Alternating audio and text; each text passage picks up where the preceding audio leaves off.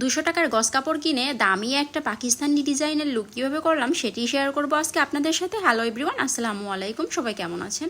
আর আজকে আমি কিন্তু সারাদিন সব কাজকর্ম শেষ করে বিকেলের দিকে বসে গিয়েছিলাম এই জামাটা কাটাকাটি করার জন্য। অবশ্য এই জামাটা যে শুধু কেটেছি ঠিক তাও না, এই যে উপরে যে দেখতে পাচ্ছেন হলুদ জামা, এটিও আমি বাসায় পরার জন্য আগে কেটে নিয়েছিলাম। পরে ভাবলাম ডবল খাটনি করার চেয়ে এটা উপরে বিছিয়ে আমি এটাকে কেটে ফেলি।